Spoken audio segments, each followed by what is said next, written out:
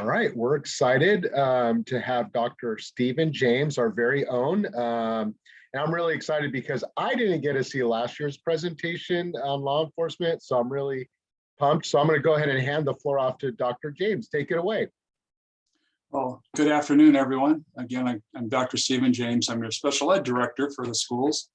But I guess you would say my second profession, my first being the military, my second profession was in law enforcement in San Diego. I spent 12 years on the San Diego Police Department before being injured in the line of duty, and then got into education. It's 12 years of my life that I wouldn't give back for anything. The enjoyment that I had working with the communities and with my brothers and sisters in law enforcement was absolutely amazing. A lot of good times, some bad times, but for the most part, working in law enforcement is extremely rewarding. You see a lot going on today, but again, it's a great profession to get into.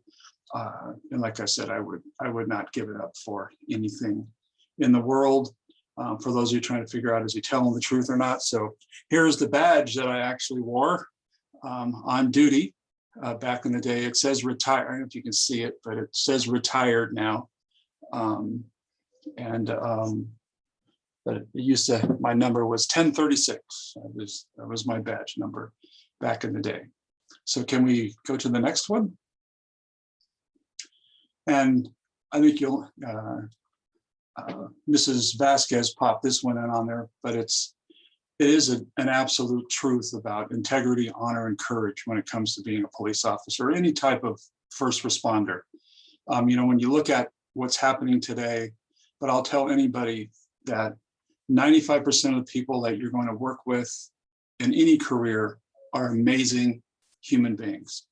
You'll have that 5% that will try you, over time. And you'll find that anywhere you go that are kind of pushing the envelope and maybe doing the things that they shouldn't. Honor is right there at the top. Honor being, you're doing this for your community. The honor in itself is just not the daily work, but it's being able to go out and work with your community and do a job that a lot of people, look at and respect, but also fear. But it's also that piece of just knowing that you're doing something to help protect society. The community that I worked in for most of my career in San Diego was what we refer to in San Diego as Southeast San Diego. My beat was Lincoln High School area, and it was predominantly African-American and Hispanic communities. And I learned so much from the time that I spent down there. They taught me a lot more, I think, than what I taught them. Courage. The courage piece comes in is not just when you're looking at being brave, but it also is looking at the piece where you're courageous enough to where you're doing this not to be tough guy. You're doing this, again, because it's something that you do because you have it deep inside of you. This is what you want to be. But also the courage piece is that part where police officers run towards gunfire, not away, right? So you have to have the courage to be able to go in into tough situations and be able to handle them properly. So again, courage is multifaceted. Now, education, there still are a lot of police departments and sheriff's offices that still only require a high school diploma, okay? Most of them are really trying to move towards an associate's degree, right? Or its equivalent. So you've had so many units of schooling. Normally you're looking at 60 units or plus at the college level. And of course, a bachelor's degree is preferred because all of the data indicates that police officers who have a bachelor's degree or higher have a less propensity towards violence, right? Or committing violence while on the job. And so again, it's preferable, and you don't have to major in criminal justice. If you don't want to, just having that major that you choose to do, and maybe this is where you want to go. But again, it doesn't have to be in criminal justice because again, most of that has to do with being good at what you do, But the one thing that you have to be really good at in law enforcement, so I implore you all, is you have to be a good writer. Okay, you have to be able to give what we refer to as a great word picture of what happened. Okay, so someone's telling you what occurred or something that you might have seen, you need to be able to put that down on paper so that it looks like when you wrote it that you kind of know what you're talking about and you have those skills, because everything that you put down on paper in law enforcement is susceptible to be going in court. So you have attorneys reading it, judges reading it. So you want to make sure that it's written in a way that makes you look like you know what you're doing. Okay, so writing is huge, being able to write. You know, you might hear maybe some of your own parents might say some things along the line of, well, if you catch it, you got to clean it, right? Referring to fishing. It's the same thing in police work. You know, if you make an arrest, you have to be able to document and articulate what happened to ensure that that person who might have harmed somebody is dealt with appropriately, because if the reports aren't written correctly or done to a professional standard, they will dismiss those charges because they're not going to let that case go to court. So become a good writer, whatever you're doing. So the process, it's arduous, it's long normally, okay? Application, got to fill out an application. The application goes in, they'll come out and they will talk with you about your application. If they like what they're seeing, then they'll have you go and do a physical agilities test, right? That's part of the application process. Then they'll do a background check. That background check will consist of them going and talking to people in your community, right? Maybe you listed what high school you went to. Maybe they have some contact at that high school. They'll go and talk to the teachers, talk to the administration, kind of find out what type of character that you have. Another piece is that, you know, if you've ever had any issues as a juvenile, remember, if you go in and you have your record sealed, what that meant in the old days, or a little bit more computerized now, right? More digital, but that consisted of them literally putting all of those reports into a yellow envelope and sealing it just like you would if you were going to mail it. And so even though the background investigator, if you didn't give them permission to see inside, when they bring out something that looks like the old school phone book, right, very thick, they'll have an idea that maybe you've had one or two contacts with the police back in your days. So maybe we have a character issue there. And then you get to go through an interview normally it's either a lieutenant or a captain, and they'll ask you some scenarios and they'll ask you about your background. And then if they like what you have to say, your background check came back proper, the application is done correctly, then they will send you off to get a polygraph, okay? And then if that polygraph comes back, and if you don't know, polygraph in a lot of people's terminology is a lie detector test, right? So they strap you up to the machine and they ask you a bunch of questions that have a one-word answer, right? You answer yes or no only. And then if that all goes well, and if they send you for a physical exam, that means if you pass that exam, you will be hired, okay? Because they're not going to pay for that physical exam if they're not going to take you to the next step. Kind of funny thing in my background, for whatever reason, when I went through all of this, went through the physical exam, they accidentally sent all my acceptance letter back to Fort Bragg, North Carolina, where I was in the military, and not to my home. And the day before the academy was to start, I hadn't heard anything yet. So my grandfather asked me to take him to the Del Mar racetrack. And so I drove him down there, and I went down, I was walking around, and my dad was there. And I'm like, why is my dad at the racetrack? And he said that the San Diego Police Department was on the phone and they needed to talk to me, but I couldn't call out from the racetrack. I had to go find a phone somewhere and call them. They wanted to know if I was going to go to the police academy or not. And I said, yes, I would love to go, but I hadn't heard anything. That's when he realized he sent it to the wrong address. And so 2 days later, I started the police academy. And on August 17th, 1982. So you can say I'm an old guy. All right. And then the academy in itself, depending on what law enforcement agency that you go through, if you're, say, going to be, want to be a California Highway Patrol, they have a live-in academy in Sacramento. It's about, I want to say 21 or 22 weeks in length, where you literally stay there, okay, for that duration and go through all of that training. The police academy in San Diego, where I went through, is at actually the academy is what they refer to as a regional academy. So they have a whole bunch of other departments there, and it's at Miramar College in San Diego. And it's about 20 weeks in length. However, they do some really, for lack of a better statement, some really cool stuff now. When I went through, it was 16 weeks straight through book learning, doing some other things that you have to do. You graduated and went out for your 3 phases of training. If your training officers liked you, they moved you on to the next, to go to your first duty station and while you're on probation. Now you go to the academy for 8 weeks, and then you come out and you work in the field for 2 weeks with an officer. I was a field training officer, so I'd have a young man or woman come out and ride with me for a couple weeks. Then they go back into the academy, and then they stay there 4 weeks. They come back out for 4 weeks. They go back to the academy for 4 more weeks, and then they graduate. And then they come out for a 2 4-week phases, as they would call them, where you're riding with different officers.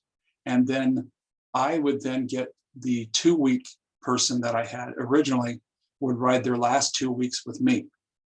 And for me to see the growth that they had over that time period, I would wear plain clothes, and I would tell people I was a ride-along. And he or she would handle all of the calls, because if a senior officer starts talking to people, they'll realize right away that, oh, this guy here, lady, knows what they're talking about. This young person's struggling a bit. So we work that piece. So depending on where you go, the academies are different lengths throughout the entire state. So like, for instance, in San Diego, the sheriffs, San Diego Sheriff, San Diego PD, Oceanside, Carlsbad, Chula Vista, not really National City, trying to think of La Mesa, all of those agencies all go to the same academy. So you're all in the academy together. It's kind of nice because you get to build some networking with the other departments and get to know some of those folks, and they become longtime friends. And so, once you get out of the academy, you have a year-long probation, which includes your training phases at the end, those 10 weeks. And then at 1 year, they decide if they're going to let you off probation or not. And then if you're off probation, then you're good, and you're now what they refer to as a police officer 1 or a 2. And then again, you have civil service backing and so forth. The one thing, I talked to some good friends. I had a friend pass last week, and I was down for a funeral, and I was talking to a friend of mine who's back working in the backgrounds for helping out with the San Diego Police Department.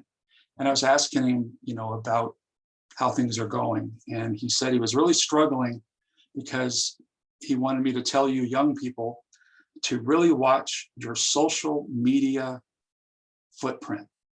Okay, what you're putting on social media, how you're dressing on social media, because remember, things that you said when you were 16 or 17 years old right now could keep you from getting onto a department, especially if it had anything to do with race, or you made comments that you really regret from back in those days. But they really said, really watch that social media imprint, what you're saying and doing, because they look at that stuff, and they have special access as law enforcement to get into things. And they really want to make sure that they're hiring someone, again, of good character and ethical lifestyle. Next slide. So for myself, this is where I work now in San Diego PD. It's not like what you see on TV. Okay, there's not too many people that go to the academy and then go right into detectives or some other bureau. Everyone starts in patrol. Okay, and normally you have to work patrol a minimum of 3 years before you can move on to other locations. Myself, I worked in patrol for about 6 years. And I moved on to traffic. I thought I wanted those cool boots, and go get me a, motorcycle with 2 wheels there and patrol around. And I changed my mind after I watched, because the motto of all motor officers throughout the country is not if I go down, when I go down. All of them eventually will not keep that rubber end down. Something will happen and they'll get into a crash. And as you know, they have nothing between them and the vehicles or the streets or those other things they might hit. My wife was pregnant with our first child, and so I had an opportunity to go work as a school resource officer. So I was assigned to 2 high schools in San Diego, Point Loma High School and Kearney High School, and their feeder schools initially. I worked those schools for a couple of years, and then I moved on to Madison High School and Mission Bay High School and Claremont High School, where I helped out with anything that occurred off campus. So they had school police. So anything that happened because they had open campuses back in the day. So anything they did off campus, I enforced, or anything to do with any type of crimes against persons. So if there was a fight or something like that on campus, I would deal with that. Or if there was any type of abuse, I did all that as a school resource officer. Those of you that might have went to school in the city of San Diego, we referred to ourselves as school task force, but everyone knows school resource, so that's why I went ahead and used it. Then I worked gangs, child abuse reliefs for a very short amount of time. It wasn't a fit for me. And then I retired as a domestic violence detective. Our unit in San Diego, the Domestic Violence Detective Bureau, was the first of its kind in the world. And so we were very proud of that unit and what we did to help mostly women. There were some men, but mostly women get away from situations that they were in. San Diego has what they refer to as one of the best domestic violence undergrounds in the world, where we could get people out of San Diego in a minute to get them off to safety. Now, the sheriff, you want to be a sheriff, most sheriff's departments, not all, you start off in the jail. Okay, so you will work the jails for at least 2 years. Sometimes it gets longer depending on, their numbers. San Diego Sheriff's Department, and I want to say LA County Sheriffs also have what they refer to as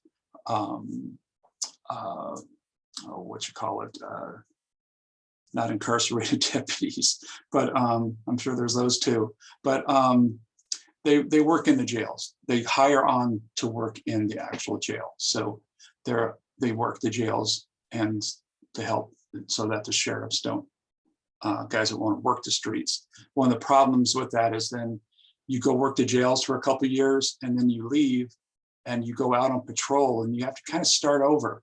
You're kind of even though you've been on for 2 or 3 years, you're kind of a rookie again.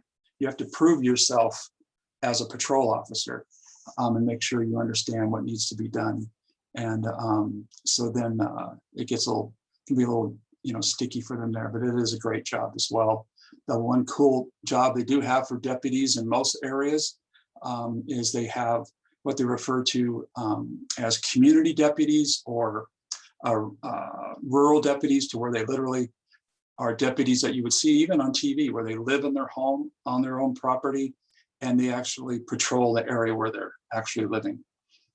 So it's pretty cool. Normally you get that way up in the mountains or way out east or in California, where there's more rural area for them to patrol.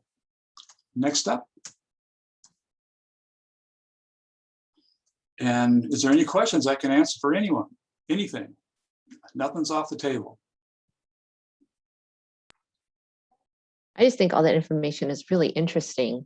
And that's really neat about the rural police officer. I had no idea that was even a thing. That's kind of interesting to know.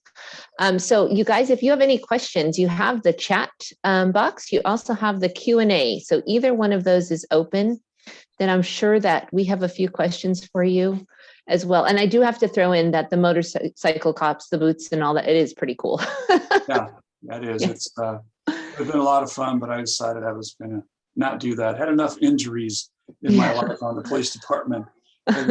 My wife wanted me to stay safer, so I agreed. It looks like we have a question in the Q&A. So they're asking, the academic process is so complicated. How did you stay motivated through your schooling and training? Great question. Well, again, it's hard, because, think about school right now. Okay. We went to school 8 hours a day because that was our job. Right. But they break it up. So it's, so you're learning some things sometimes might be a little tedious, but normally you get to go out and do something fun. Right. So, you're doing some book learning to where, maybe you're learning about laws. Right. And it's a lot harder than to memorize all that stuff when you're not doing it every day. So we had tests that we had to take. But then we got to go out to the driving range after that. And I don't mean golf. I mean, literally you're in police cars doing pursuit drills, right? We had what they referred, we'd get the cars up to 100+ miles an hour and have to brake hard, and so they broke it up for you. So you really, for the most part, weren't sitting in class for that full on 8 hours, but it is, you had to learn a lot of stuff quickly. And we had what we referred to as testing blocks every 2 weeks. And so every Friday we had tests. So every course that we took that people came in and presented on, we would receive a test, and we had to score 80% or higher on every test, or you failed. And the sad part about that is, let's say you had a 1 hour presentation. There's only 8 questions, right? So what's 80% of 8? Basically 7, because when you get below that, you're kind of, you get into the other numbers. So you could retake the test 1 time. And if you failed at this, that again, you were booted out of the academy. So you're motivated to do well. It's one of those things where you hired on to do this. And so, you're highly motivated that way. And another motivation is just seeing these amazing officers that come in every day to teach the classes, and like I said, and the one great thing about public service is you have men and women of all races, right? So no matter what your race is, for the most part, you're going to see someone that looks like you presenting, and that really, really helps. So you stay motivated because you see what they're doing, and you start counting the days to when they're going to be done. But and the other piece is we treated it like college, right? Because we got, I want to say 20 units for going to the academy that we didn't have to pay for through, Miramar College. And so, we got together just like you would if you were at a college, where we had study groups. My friends, we'd get together and we'd study and we'd question and quiz each other. And so it helped build that camaraderie there.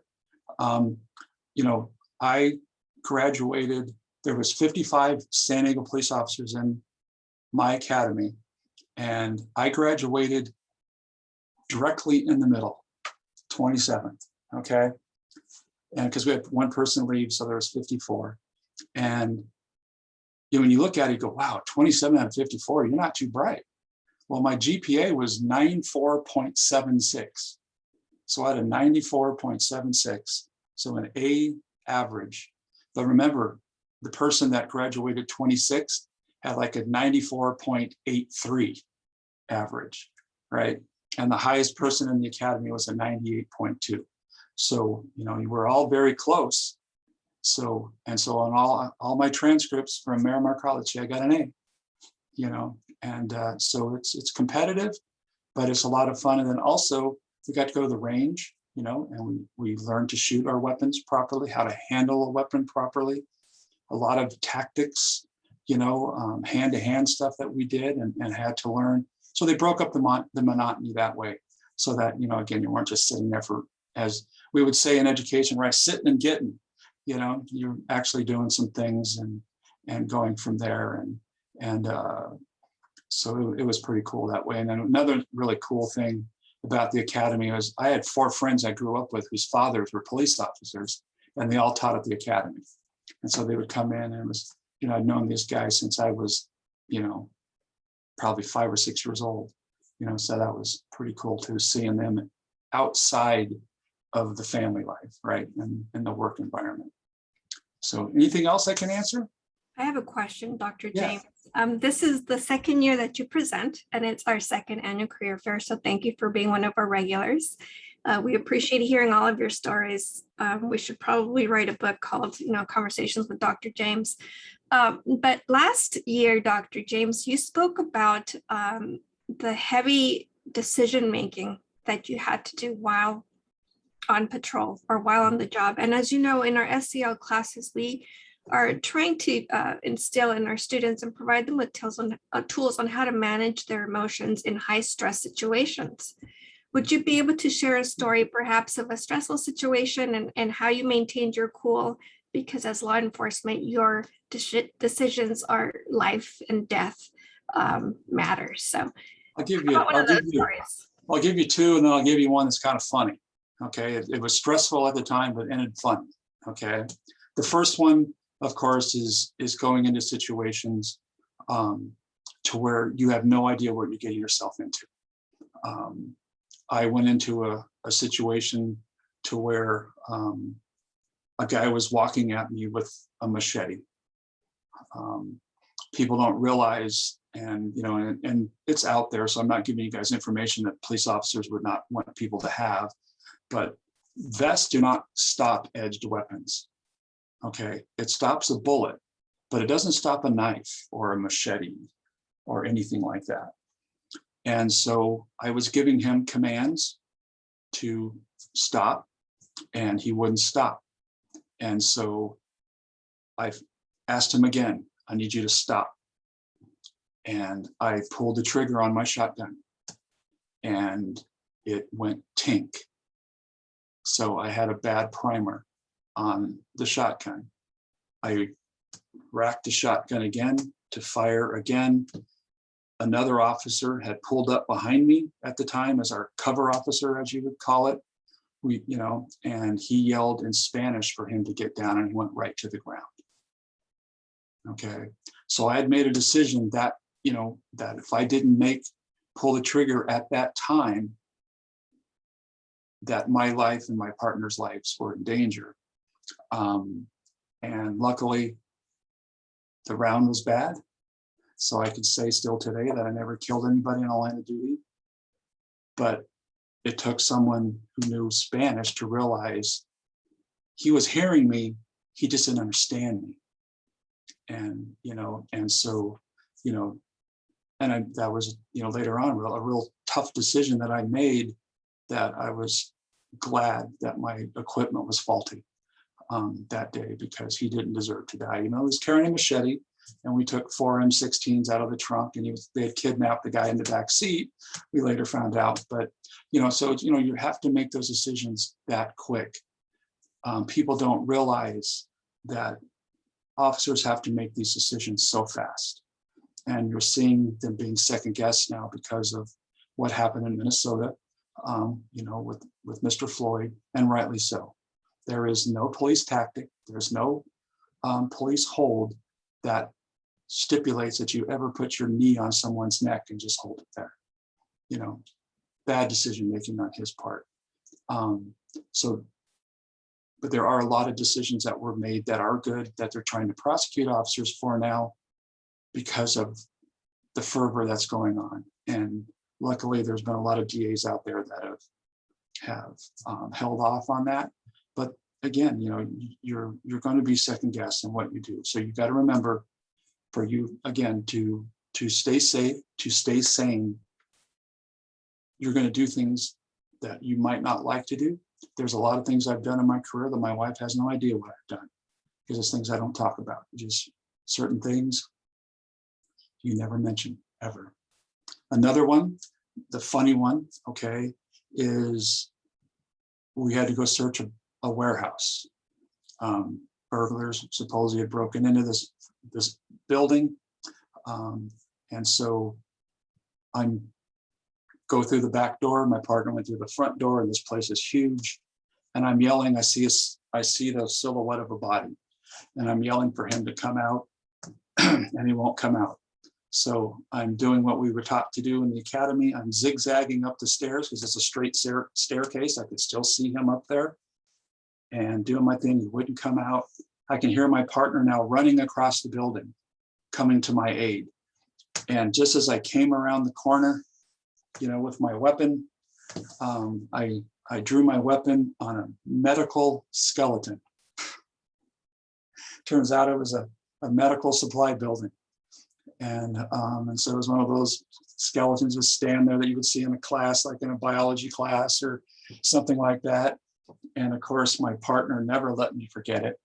I would open my locker at work and I'd have skeletons hanging from my locker. I'd go out to my police car and I'd have skeletons hanging from my rear view mirror, and like I said, I opened up my locker one time and someone had bought me a costume for Halloween that was a skeleton. But again, I almost fired on that skeleton as I came around, because as you know, I'm going up the stairs, my heart rate is racing, right? I'm sweating in this air-conditioned building because I know that this could end badly. And again, you don't want that to happen.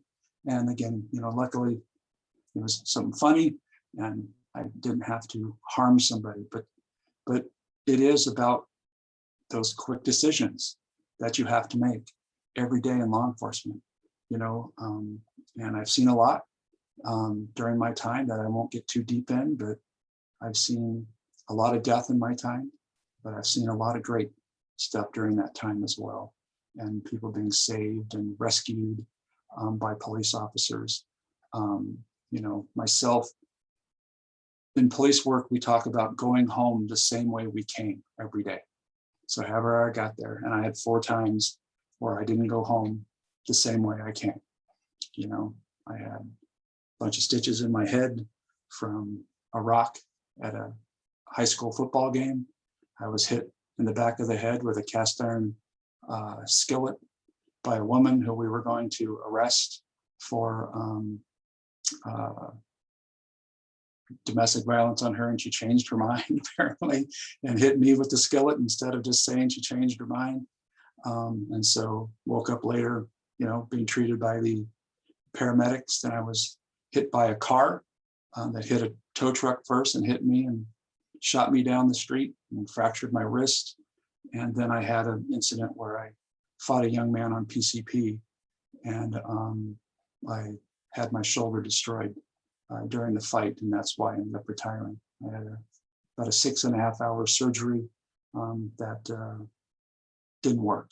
And so it took me, I don't know if you guys kind of blurred out kind of, but this took me probably 20 years to be able to do again. So I can do like this, right? All this. But here is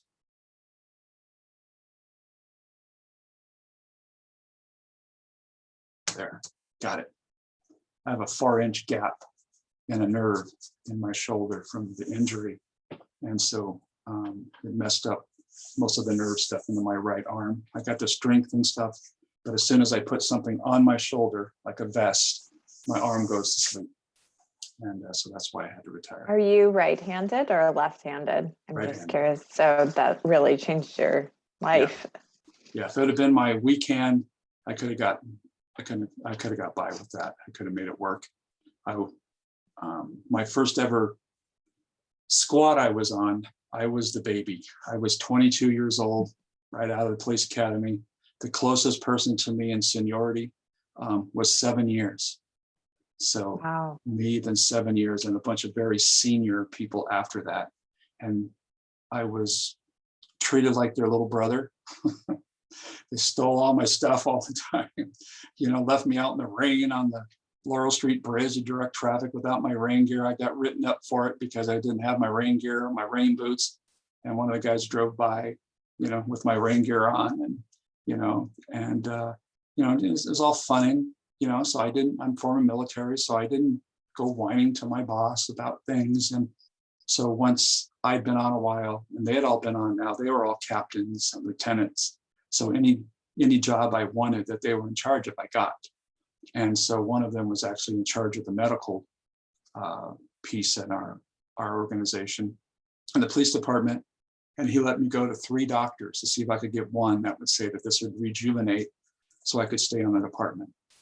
And none of them, their first line was, needs a new profession, you know? And so that's one thing in police work, only about 25% of those officers that start as officers will receive what they call a service retirement, to where you stay on your 30, 35 years.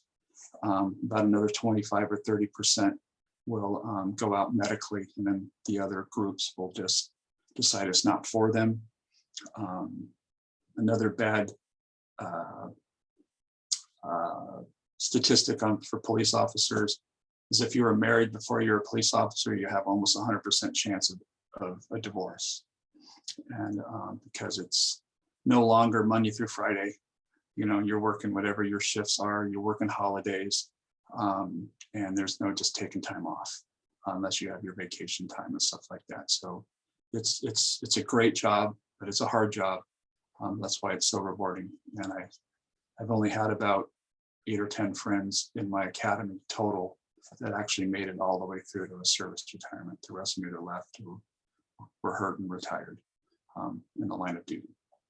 So that be done, you know, it's not, like I said, as a downer, it's just part of it. Because remember, when you go into a situation, you don't just get to go, okay, wait, I need to stretch. All right, you know, do my little stretch routine here before I go into something. You know, it just happens. So, but it is good work. And then also don't forget about all the federal jobs, right? It was referred to in law enforcement as the alphabet soup jobs, right? You got the FBI's, it's a great job. You know, you got all of the different, you know, groups out there, the DEA and DIA and all these other organizations. And there's also some state organizations that are great to work for as well, that are in law enforcement, the Bureau of Narcotics Enforcement. A friend of mine I went to the academy with, he left the police department after about 5 years, went to the Department of Narcotics Enforcement, and precisely the Bureau of Narcotics Enforcement, B&E, and he became the foremost authority on steroids in the country.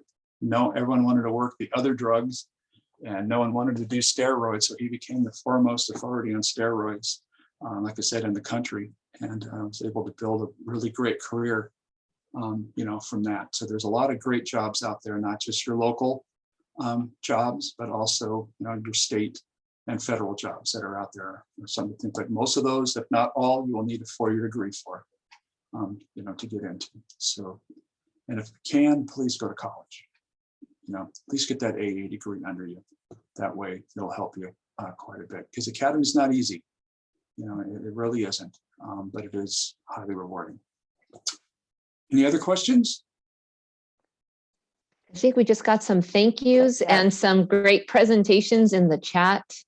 And we so appreciate it, and we appreciate your time and your service. And you know, there's a lot of respect that goes along with the career and how you've, you know, navigated through it, and the difficult decisions like Yolanda was talking about, you know, and being able to now be in the school system and share that, you know, with students and staff. And I just think that, you know, your experience and your knowledge is invaluable, and we just appreciate all of it. We appreciate, you know, your time. And we have another comment in the chat. Thank you for your service. So, you know, we just really appreciate all of this, and we hope that you'll speak again next year.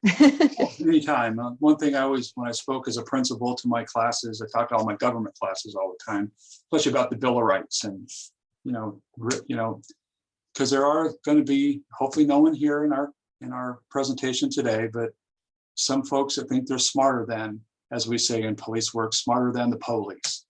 Okay, and they will let you think that. Okay, and most of those folks know just enough of the law to get themselves in big trouble, right? Because of Miranda. People have no understanding of Miranda, which is the warning that you receive, right?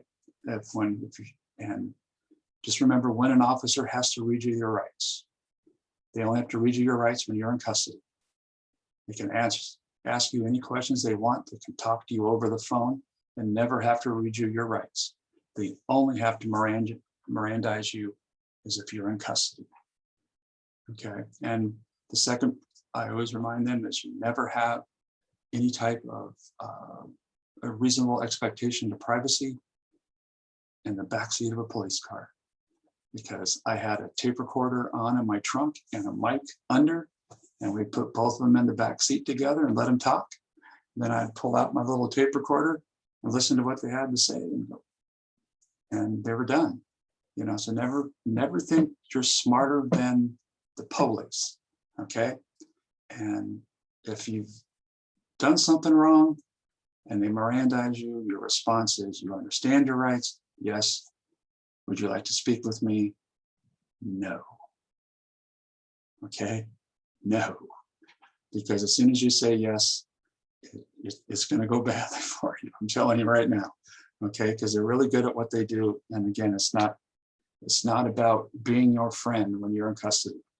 It's about doing the job and making sure that they're keeping the community safe. So I'll leave you all with that.